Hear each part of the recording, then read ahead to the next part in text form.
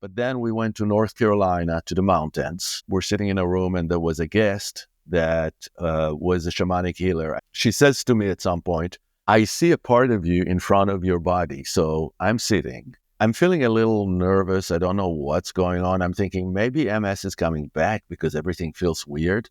And what she's saying is, I feel a part of you that is in front of you. Would you like me to bring it back into your body? And I said, yeah, of course. And because it felt really uncomfortable. And she put me flat on a table. I had 15 women around me.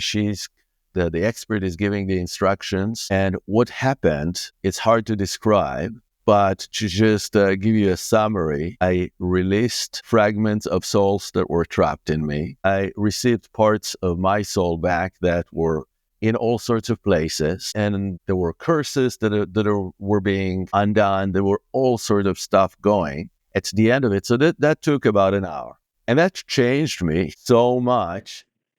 Today's guest is Ofer Niv. After receiving a life-altering diagnosis of multiple sclerosis, Ofer was faced with really a choice. He could accept the limitations of his condition or really embark on this journey of self-discovery and healing. What followed was truly a transformation, and it was one that not only led to the disappearance of his MS symptoms, but it also really shifted his entire approach to life, work, and relationships. In this episode, we talk about the pivotal moments that shaped his path from a shamanic healing session that reconnected him with lost parts of himself to really discovering the power of meditation and finally energy healing. We discuss how his inner alignment brought this calm to his household, it reshaped his relationships, and it truly opened his heart to a deeper spiritual connection. Ofer's story is certainly a testament to resilience. It's also about the importance of listening to ourselves and, again, the potential for growth that lies within all of us. So, without further ado, here is my conversation with Ofer Niv. I'm Matt Gilhooly, and this is The Life Shift. Candid conversations about the pivotal moments that have changed lives forever.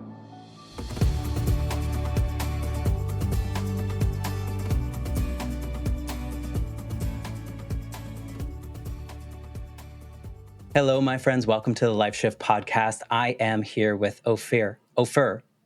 I said it wrong already. Ofer. I apologize. Well, welcome to the Life Shift podcast. I like to keep this in because, I'm human and I make mistakes. And we just talked about this. So thank you for being a part of this journey. Absolutely. It's nice to hear my name said it always. At least someone's talking about you, right? Like, that's how I feel. If someone's saying my name, someone's talking about me. There you go. Well, thank you for wanting to be a part of the Life Shift podcast.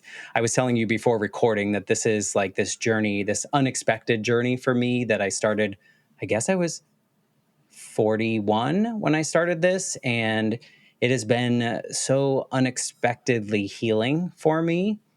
The Life Shift idea for this podcast, the podcast actually started in a class because I was getting a second master's degree during the pandemic because I was bored. And I was like, what am I going to do for this podcasting class? And so I thought of my own life story and how can I have these conversations with other people? And I came up with the Life Shift, and really where it stems from. And I know we all have multiple life shifts, but when I was 8, I was visiting my dad. My parents lived about 1,000 miles apart. I lived with my mom in Massachusetts. My dad lived in Georgia. And I was visiting him over the summer. And one day after summer camp, my dad had his boss's wife drive me to his office, which was so weird for me. And he had to sit me down in his office, and he had to tell me that my mom was killed in a motorcycle accident. And at that moment in time, which was 1989, I was 8. No one was talking about grief. No one was talking about how to help an 8-year-old go through the process of like losing their entire future, essentially, because I think everything that we had dreamed for my life was now going to change because I was going to move to a new state, move in with my father, not have my mother figure anymore, start a new school. All the things were so different. And what happened is like all the adults around me, you could tell that they wanted to just make sure I was okay, make sure I was happy. And I absorbed that. And so I hid the fact that I wasn't happy and pretended to be happy, tried to be perfectionist, tried to do all these things. And behind the scenes, while I was grieving my own way, I was like, do other people have this like line in the sand type moment in which everything shattered or everything changed, or they woke up one day and everything was different? It turns out people do. And so I've just been so lucky over the last couple years to talk to over 170 people now about these life shift moments in which something that is so easily pinpointed changed everything in the trajectory of their lives. So that's a little background for anyone that's tuning in to hear you and hear your story. So, thank you for just being a part of this healing journey, no matter what we talk about today, because the human story is so impactful and so helpful. So, thank you. Sounds beautiful. And like I told you before we just started, very refreshing because I don't think that I've had an online conversation like that. So very cool. It has taught me so much about listening.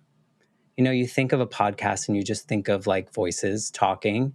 But as a host, I realized that my story is just a tiny blip in this journey. And it's about how can I listen, really listen to someone's story and ask them the questions, like I told you before we started recording, ask them the questions that growing up I was taught that I shouldn't ask. Like, the curious questions, the things that might make people maybe a little uncomfortable or share something they've never shared before. So it's really been quite a learning experience as well to just be like a better human. So, like the storytelling aspect of it is just like so inspiring. So I'm really looking forward to hearing your story and how you set it up. But before we get into that, maybe you can tell us, or you can tell us, in 2025, how do you identify? Who are you in this day and age? Already an interesting question. I feel open, very open to new learnings. Life is not easy, but life is extremely interesting and exciting. That's what I feel. I mean, that's awesome. What do you do on a daily? I've been all my life almost professional manager, all kind of stuff. What I do since retirement is energy healing, specifically something that is close to shamanic energy healing. I developed my own way of doing this. Been doing this probably almost 10 years, and I started doing it full time after retiring in at the end of 21. Hmm. So welcome to retirement. It's funny to hear like you were in like management and stuff like that, and then to hear what you're doing now. Is it more like heart driven, centered? Like you've really like this is your passion? It absolutely is. It is something that started from, if we can talk about a pivotal moment, it's something that started with getting sick. And it's not the first time I got sick, but maybe it's the first time that I had to pay attention, like really pay attention. I'd say that I was hypochondriac most of my life. So I always thought in one way or another that I'm very sick and that I'm going to die. And then in 2000, things started to get a little more serious. Like, no, the blood test is fine, everything is good. That there actually was a problem. So in 2001, I was identified with thyroid cancer, and as a result, the thyroid got removed. I think at that time, I just got interested in what does it mean to be healthy and how to stay alive when you have a problem like that. I was lucky to have a very easy cancer. That's what they said, that if you have to have a cancer, have this one.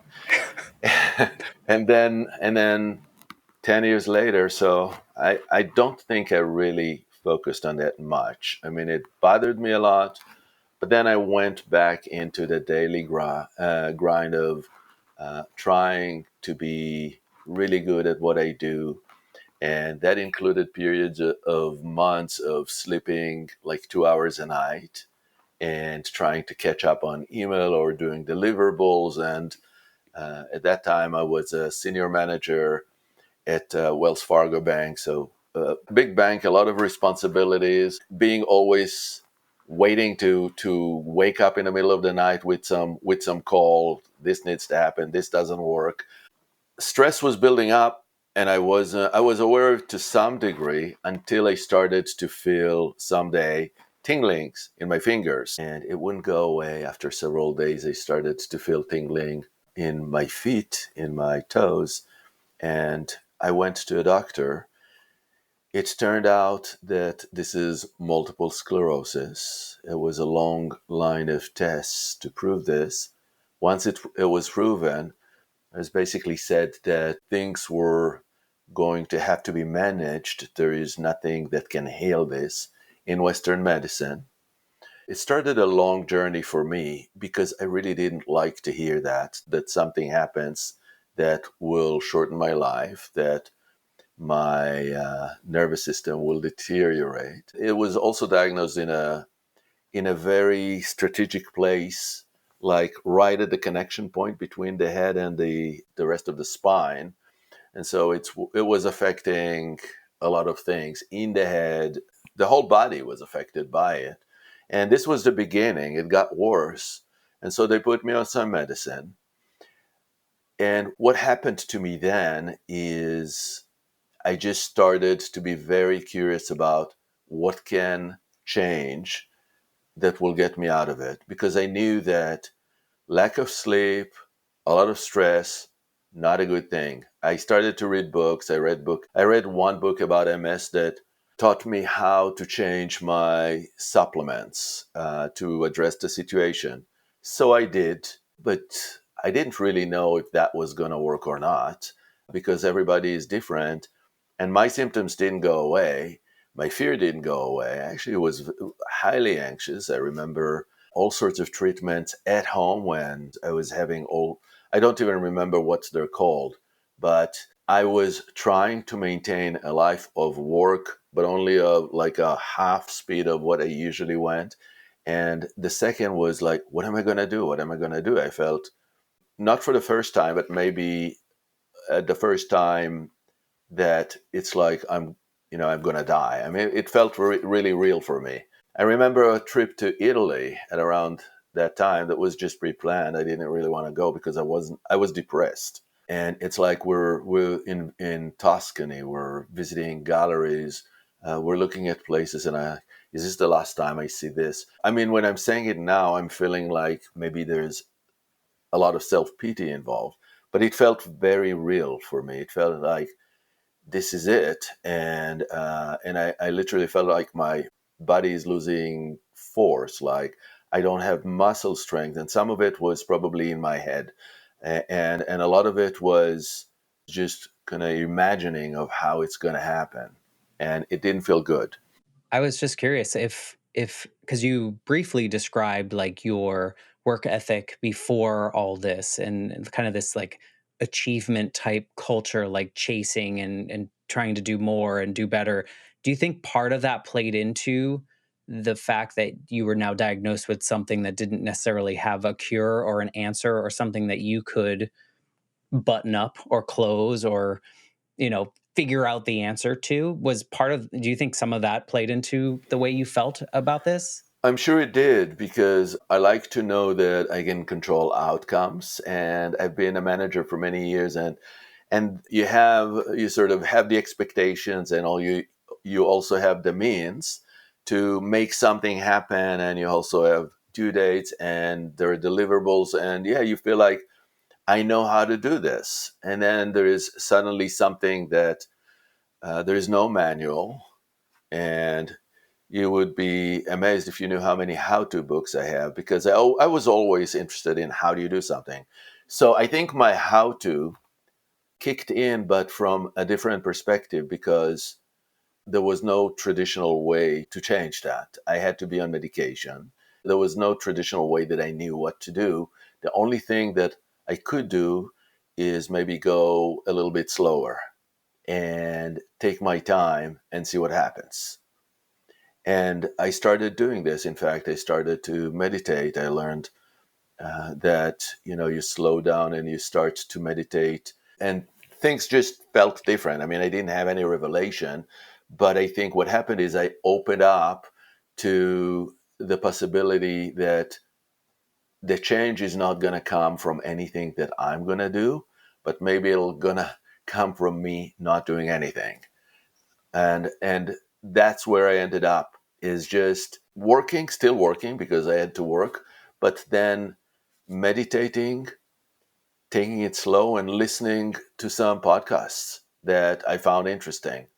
And one of them was so interesting because it's talked about life purpose, which never occurred to me. No. Well, you had the purpose, like Yeah, my purpose was, be money. like dad, make money, be a manager. There was nothing that really came from a deeper place. Yeah. And so I heard this woman that really ignited my imagination in terms of what is it really about? Like, what is this? What is what I do at work about? What is my relationship with my wife about? What is it about? And what's going on? What would make my heart happier? That was one of the topics. What would make my heart happier? And I never really thought about It's these things. foreign. Well, it was like, yeah, what would make my heart happier? Going to bed earlier and delivering something that was due. But there was nothing else.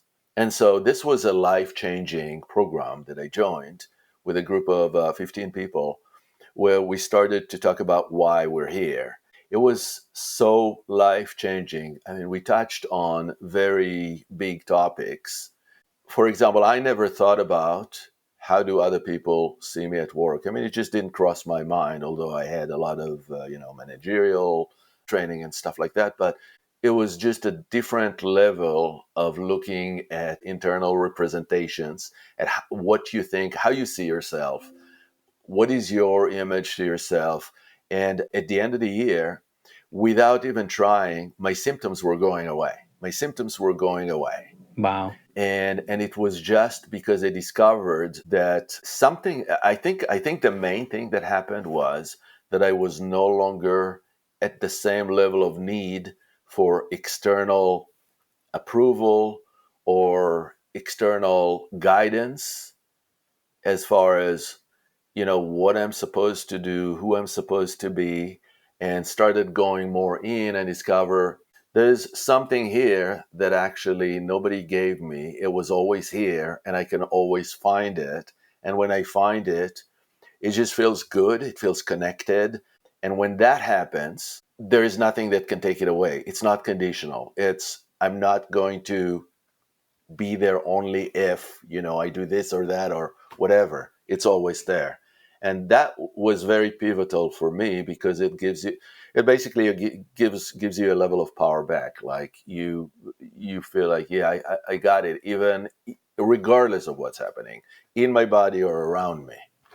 How hard was that to go to like switch from this mentality that you like grew up and then into your adulthood and you're checking all these boxes of achievement and getting the next promotion because that makes you quote unquote look good to the world and successful and all these things, and now you're sitting in a place in which you have to turn inside. Was that a difficult switch for you? Because I would imagine that for a lot of people that have lived their life in that way, it could be scary or challenging.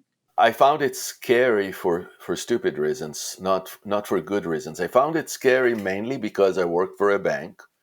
And some of the conversations were really what I would say woo woo kind of things about It's not black and white like your job.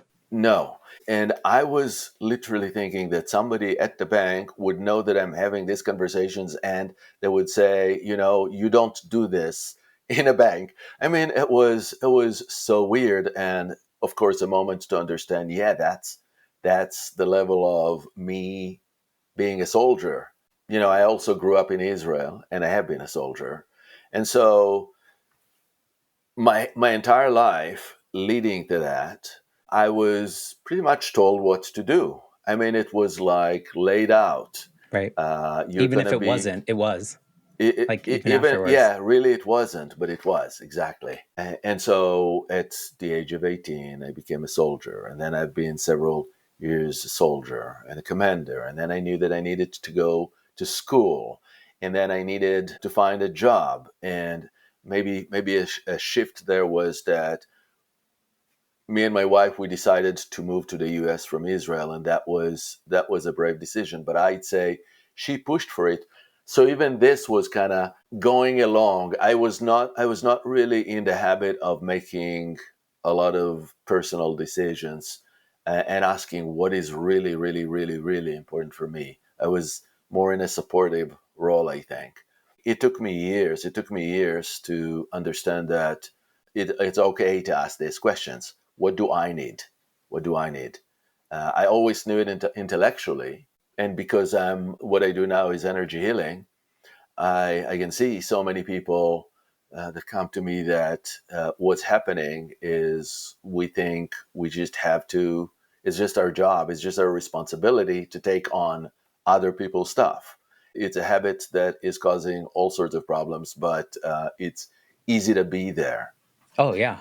I think we're conditioned. I think Yeah. and maybe we're getting a little bit better now, but when you said what you were doing felt maybe what you would have described at the time as a little woo-woo, and you were a little nervous that if someone found out, it's funny because I think of that's kind of what I love about having these conversations is because in my mind, someone out there is listening, they feel like they're the only person that is feeling a certain way about something, whether maybe it's even just like they're doing something woo woo and they're like worried no one else does it and they're the only person that does it.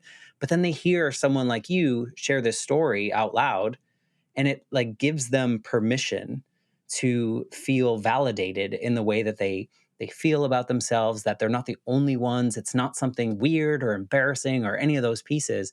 And it's like the more conversations we can have like that, the less opportunities for people to feel like they can't share all of themselves with other people for fear of whatever that might be. They probably wouldn't have said anything, but at the same time we put that fear in ourselves.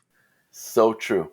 I remember having a phone conversation before that 1 year long program with the organizer because it was not a cheap program. I have to make a heavy financial decision. And it was like, so what's in your way? What is in your way? And I like, when I'm talking about, when I'm hearing you talking about like the Rothschilds and these 12 families that run the world, I'm feeling like I'm in information technology. I have this engineering kind of capacity. And then you're talking about these things. And I'm not sure that all these big corporations don't actually listen to their employees. And that somebody may be thinking, is he going crazy? Is he going nuts? Am I going to keep my job if I'm going into this program? I mean, that was a real fear for me. Yeah. I'm so glad that I let it go. I mean, she explained also that it's going to be safe, and a lot of it was, it was really all. I mean, today I would say I don't really care who listens to my phone. That's how it is today for me. But it wasn't me then. It was absolutely not. What year was that? This was 2015. 2015 is when the program started. At the end of the program, like I said, my symptoms, they were not there anymore. So what happened? We went to a get together. We met in different places in the world, like Canada, in Ireland, which was beautiful. But then we went to North Carolina to the mountains. We're sitting in a room, and there was a guest that was a shamanic healer. I didn't know it at the time. I just knew she was a friend of the host of the program. She says to me at some point, I see a part of you in front of your body. So I'm sitting. I'm feeling a little nervous. I don't know what's going on. I'm thinking maybe MS is coming back because everything feels weird. And what she's saying is, I feel a part of you that is in front of you. Would you like me to bring it back into your body? And I said, yeah, of course. And because it felt really uncomfortable. And she put me flat on a table. All these people in this self-discovery program, except for me, were women, because that seems to be, at least then, that seems to be how it worked. Like women were way more interested in self-discovery and intuitive kind of stuff than men. I think this is slowly changing, but I had 15 women around me. She's The expert is giving the instructions. And what happened, it's hard to describe, but to just give you a summary, I released fragments of souls that were trapped in me, and some souls that were inside that were not me. I received parts of my soul back that were in all sorts of places. There were aliens, ETs, that are coming from different planets to do work on me on different issues, including whatever remains of the MS. And there were curses were being undone. There were all sorts of stuff going at the end of it. So that took about an hour, and that changed me so much that was like the last day, the one day before the last. The next day, I felt great, but nothing unusual. And then I flew back. When I flew back to Phoenix, that's when I lived then, Phoenix, Arizona, I just felt shivers go up and down my spine of excitement, like something that I couldn't contain. That was really, I never felt it, but the feeling was I can't hold these energy. I need to know what you did. I need to know more. I just needed to know. And so I contacted her and I said, I need to know what you did, because everything changed, and now everything everything feels so great, and I don't know why.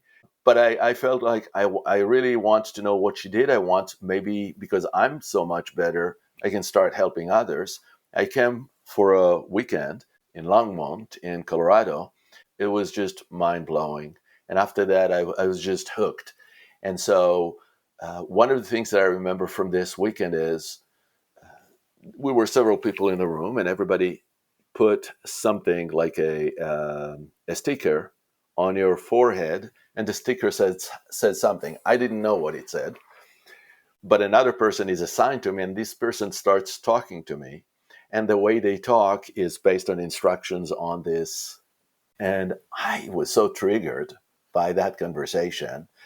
It brought all sorts of feelings of inadequacy and not good enough and stuff like that. And it was just a great demonstration of how people label us, how labels happen, because there is this energetic thing that is called a marker. That is like a label that energetically tells people how to treat you. And this was just a demo for that. We did some really exciting stuff with, I think there was people from other planet, beings from other planet coming, helping with the healing. And at the end, they said, okay, when is your next program? Because I want to take it now orderly.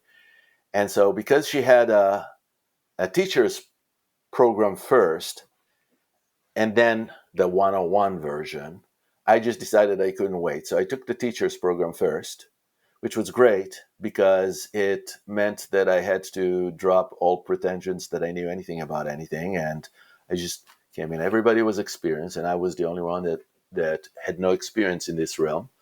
It was a great study. I mean, everything changed after that. It was 7 days.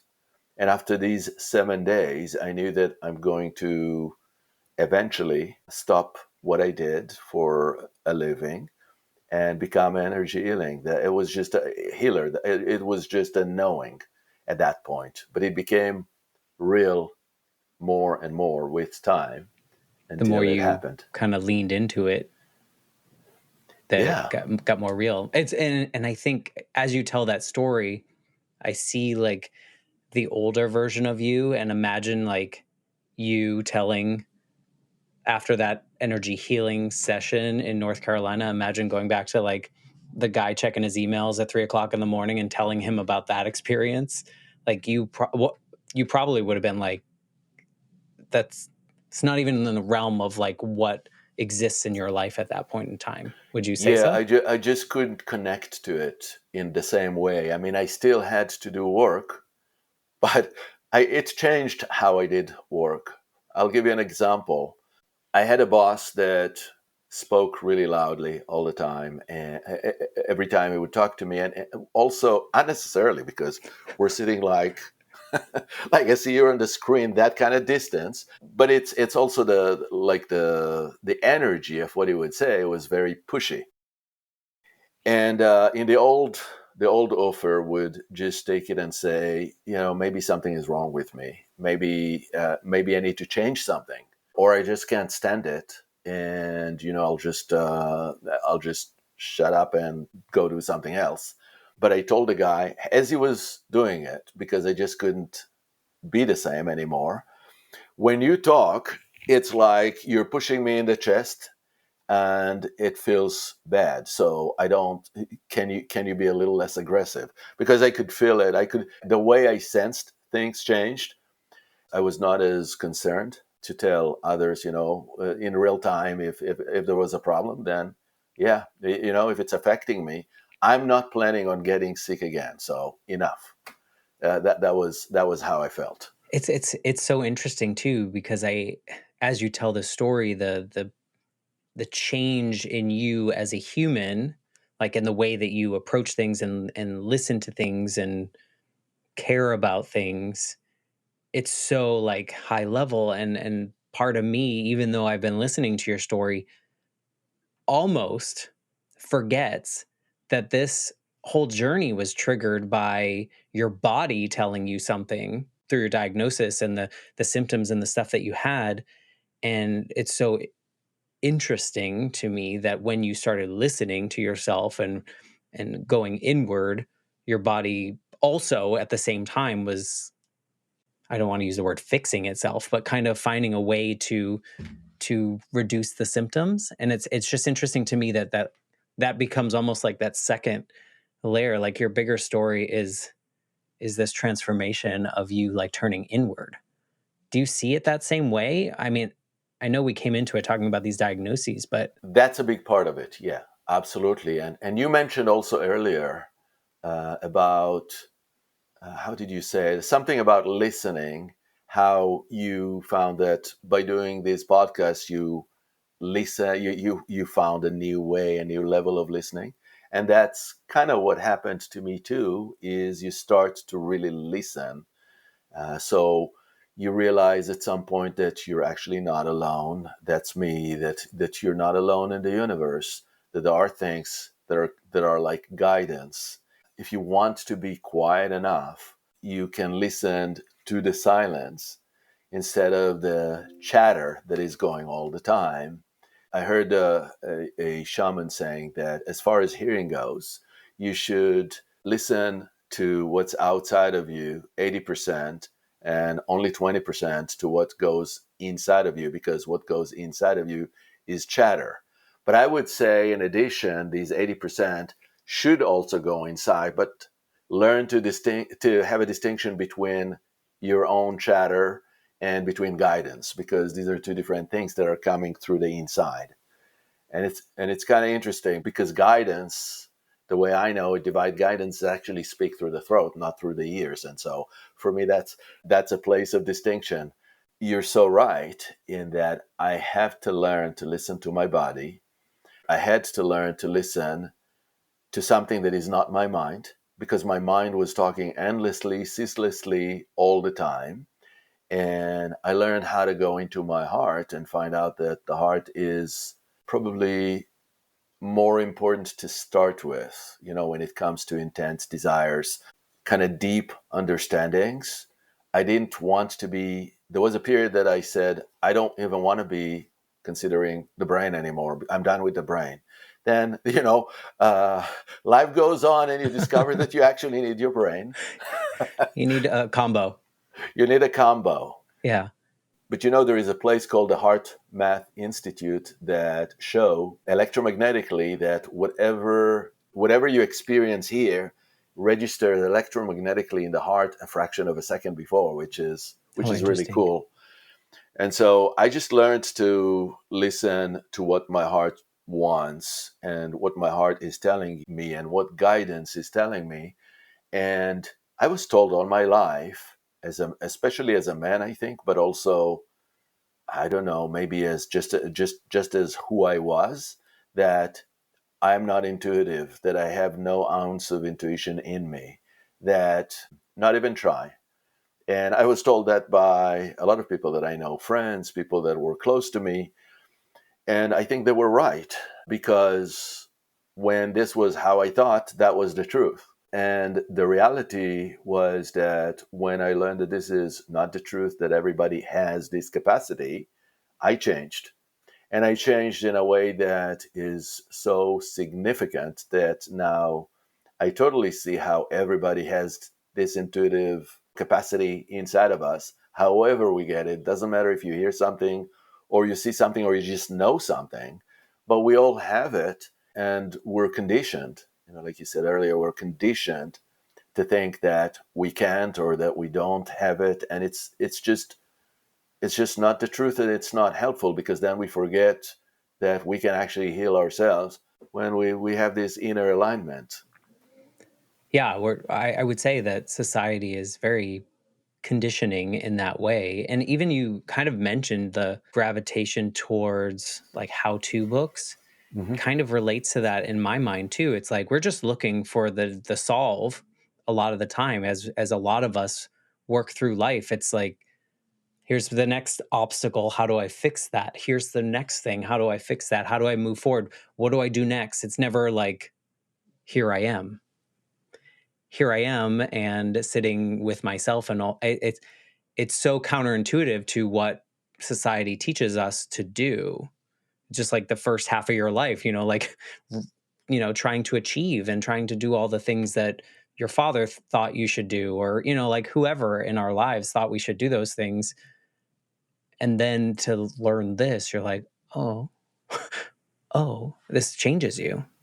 Right. And there are two things, at least, that I'm thinking based on what you're saying, that all these how-to books, I mean, they represent also the notion that all this wisdom is out there. It's not in here, it's there, and you somehow have to reach out and acquire it, or it's not going to come, which is an interesting way to look at things, given that besides people, every other animal just knows how to do stuff. We're the only ones that think we need to figure it out. And there's definitely value in learning. And, I love to learn. I learn every day. It really makes me happy to learn. So it's not about that. It's about understanding that the capacity, the tools, the ability to know what you need to know in a given moment is actually there. It's like, how do you prepare for a podcast? How do I prepare for a podcast with somebody? I can think I should know, I should remember, because this is the topic. I should remember to talk about points A, B, C, or D, or there is just a knowing that it's going to flow because it'll come at the right moment when it will. And I had to learn it because I just started getting on podcasts, not that long ago, and I thought I needed to have a lot of preparation, and it's counterproductive if you try to do that. I agree. Part of what I said about the listening thing is like my conditioning growing up was very much, I call it society's checklist. I call it like all the things that no one actually told me I had to do, but I absorbed that, you had to graduate high school, then you had to go to college, and you had to get a good job, then you had to get a promotion, then you got to buy a house. And, like everything was just like a checklist. And I was just chasing the next one. And so related to the listening thing is part of that conditioning is I was going up in the positions, and every time we would have like a team meeting, I wouldn't really listen. What I would be doing was listen for the next silence in which I could share the smart thing that I had prepared in my head to say so everyone heard me say something smart.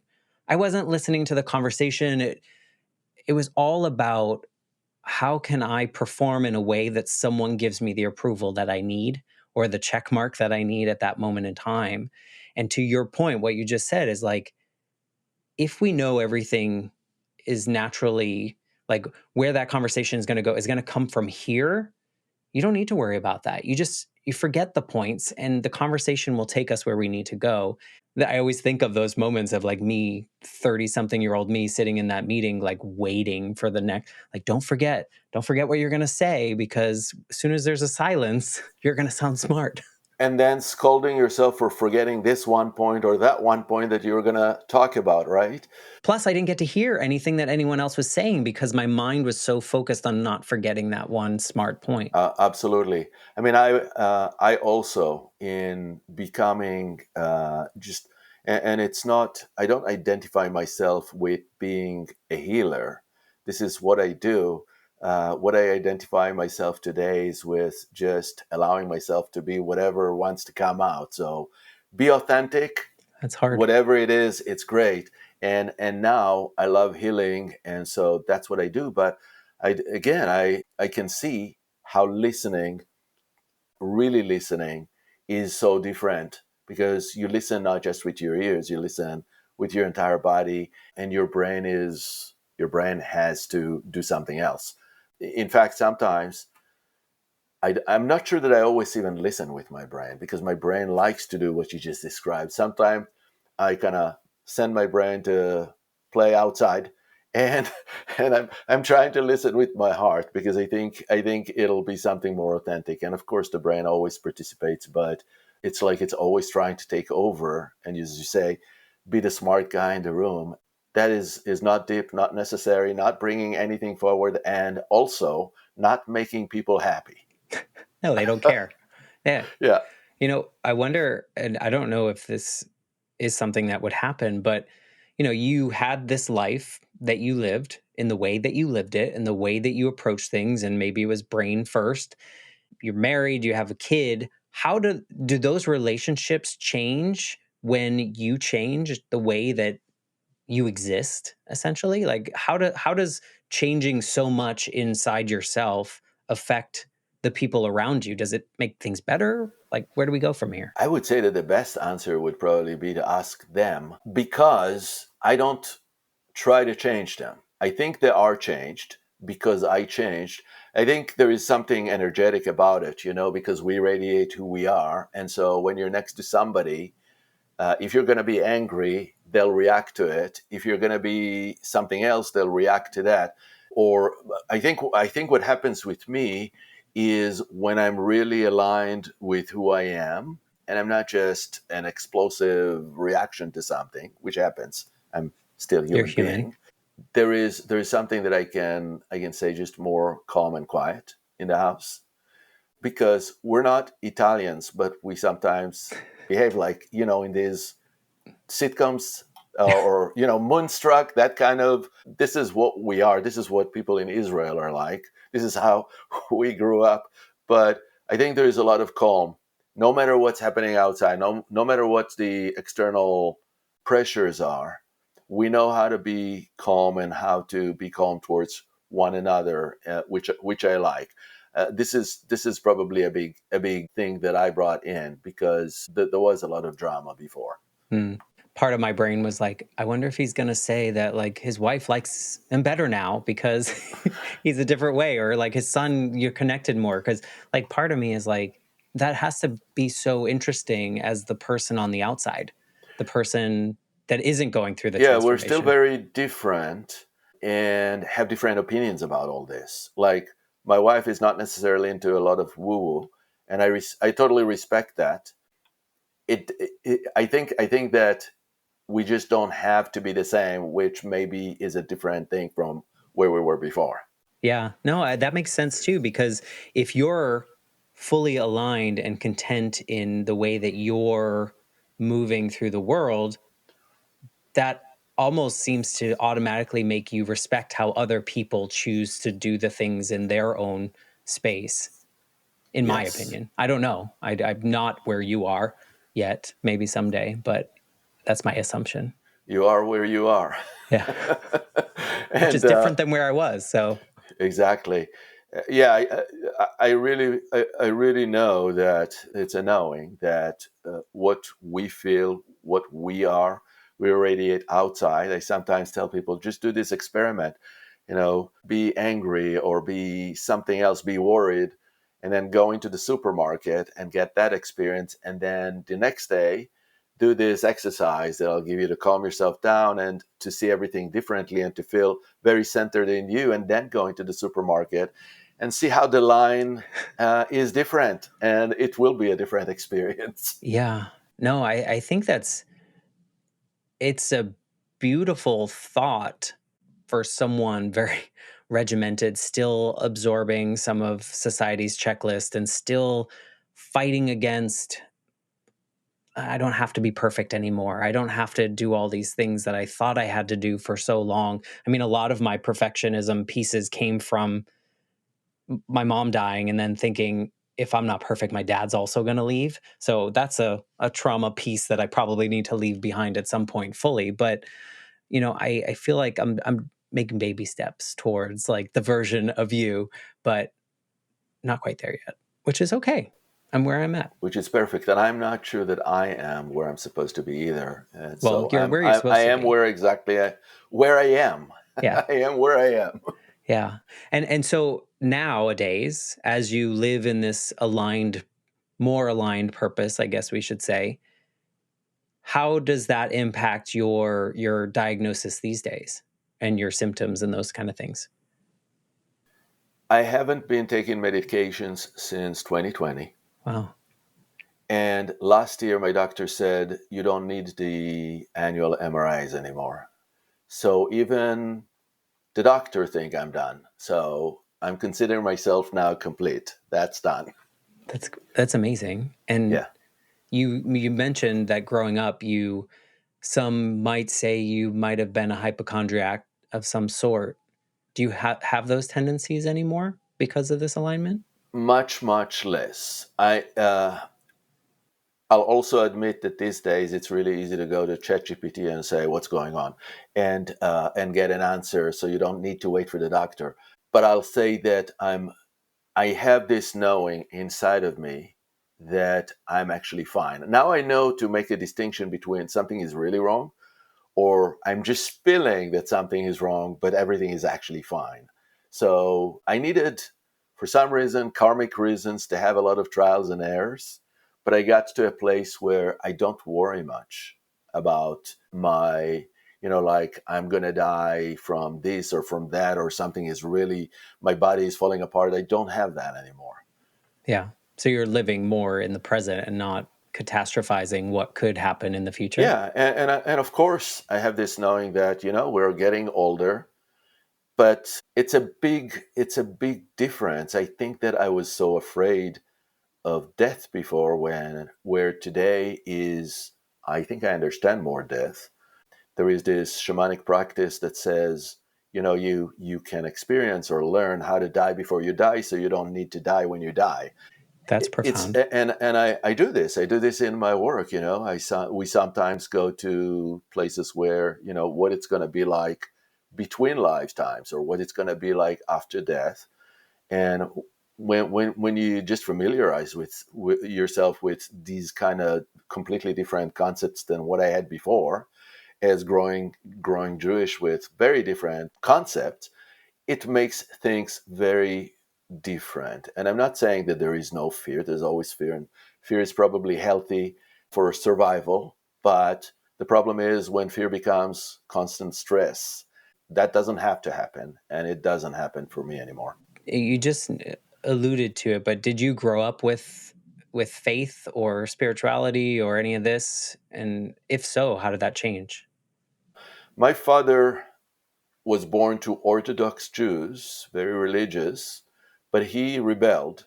He escaped when he was in his teens and joined the Israeli army because he just didn't want to go to school, didn't want to go to synagogue. And so I grew up with parents that were not religious. It took me a long time to sort of get around and recognize that there is actually something out there, however you want to call it, that is bigger than me. And it took years. It took a lifetime for that, and it's very different. I have three brothers in Israel. I think they're still kind of where I was when I was in Israel, in that consciousness, and we have a great connection. But there are things that are very different between us now. Yeah, I mean, it sounds like that also might have given you the freedom to define on your own terms what your connection to the universe and the bigger powers and all these things are, versus someone that maybe grew up in a religion or more of a strict I know, I by the know. book. I'm actually thankful about that because Same. I see how religion can create a lot of shame and guilt and stuff like that and fear that is not really necessary. And I'm not saying by any means that religion is a bad thing. It's what you do with whatever you believe in. But I consider myself now not religious in this in the terms that I follow a script, but I'm spiritual, and I certainly recognize that I'm not the only thing or the top dog or anything like that in the universe. Yeah.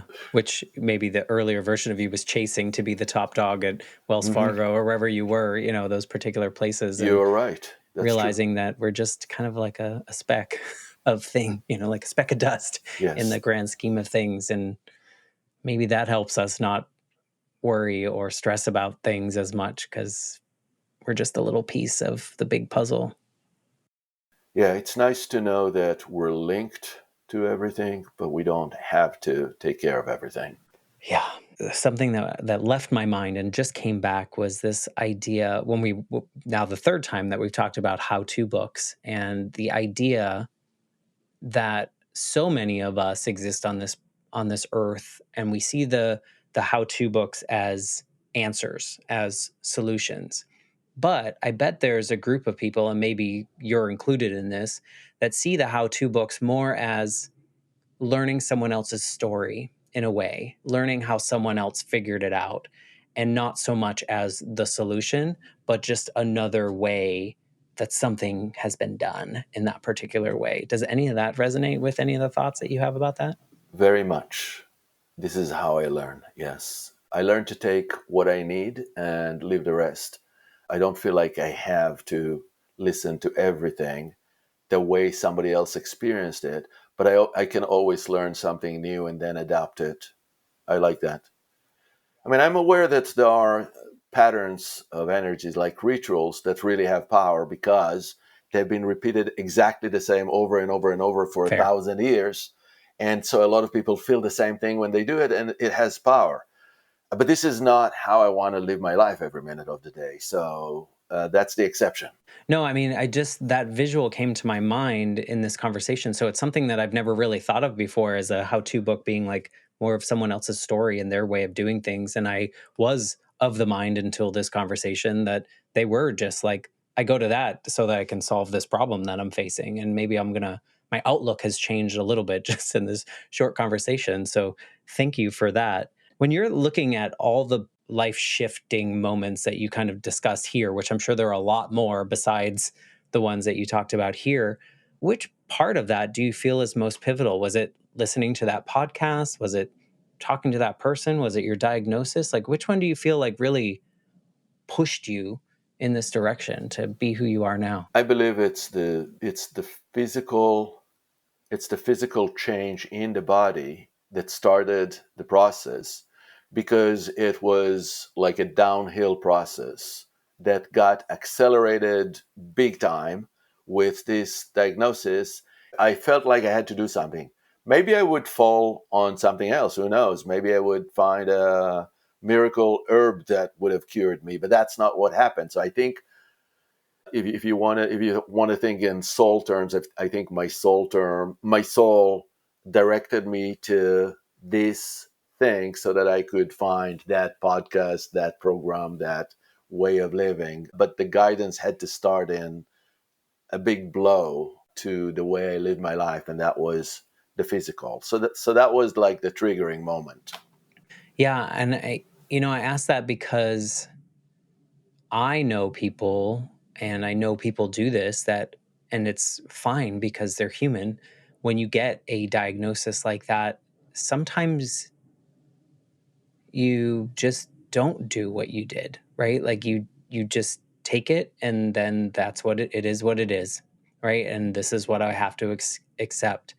And the fact that you had the fortitude or your energy, your soul wanted to do something else to figure this out is, testament to like the resilience of a human being as well, and how you will do that. But also there are people that wouldn't be triggered to go that direction. So I had experiences exactly like you described, that like the cancer that I had before, it's just, it is what it is. And you just have to keep on going. And for some reason, and I think this is coming from above or from the soul level, that this was something that needed to happen so that I do something else. yeah. If I kind of like to wrap these up with a question, and I'm wondering if you now 2025 could go back to you those days when you were getting 2 hours of sleep and stressed about the next contract that you had to sign or problem you had to solve, is there anything that this version would want to say to him? The first thing that came to mind, so I'll say it, you're not alone. Mm, yeah, and it's going to be okay. Which those versions of us would be like, "What are you talking about?" Exactly. I don't, I But don't know if what you're I talking heard about. this voice, then maybe something would like, what is it? Where did it come from? But yeah, I mean, I needed to know that, because you don't have to do it all by yourself. No, but I mean, you were conditioned in a way as a guy growing up. Yeah. Like there were certain things that you absorbed that you thought you were required to do or be. I get it. I wasn't allowed to cry for the longest time, and I'm like, why not? Now I can. Like as a full blown adult, I like it. So just bring it on. Well, thank you for allowing this conversation to go in all sorts of directions and share your story in this way, because I think there are a lot of people out there that are living or have lived the life that you did live and maybe are feeling drawn towards things that you do. So thank you for sharing this to help them feel less alone. And thank you for allowing me to say whatever comes up. That was good. That's how we do it. So if someone is interested in finding you or getting in your orbit, getting in your circle, whatever you want to call it, what's the best way to get there? www.alchemical, alchemical flame, one word, alchemicalflame.com is my website. And there is a free bi-weekly group thing that I do. It's like a guided meditation activation. It's free, 30 minutes. You can afford 30 minutes. It's every other week on Wednesday, and it's a great way to know more about how I do what I do. Awesome. Well, we'll put that link in the show notes. Are you on social media or any of those pieces? I'm also on Facebook and Instagram. If you look up Alchemical Flame, 2 words probably, or 1 word, you'll We'll look find on your it. website, right? Is it Yeah. linked on your website? It's also on the website, right? Awesome. Yeah. So if something in this conversation triggered you to want to know more, please go to the link in the show notes and reach out. If there's someone out there in your life that you think might need to hear this story, please share this episode with them. I would greatly appreciate that. And thanks again for your time and just being present in this moment in this way. Thank you, Matt. It was a pleasure. I'll tell you, this is always a healing journey, and you gave me a lot of somethings to think about moving forward. So I'm just so grateful for people like you. So thank you for that. Also grateful for people listening. That's also a wonderful thing as a podcast host. If you are listening and you enjoy this, a rating review on Apple Podcasts, I guess, is the best thing that I can ask for right now, or follow me on social media. And otherwise, I'm going to say goodbye, and I'll be back next week with a brand new episode. Thanks again.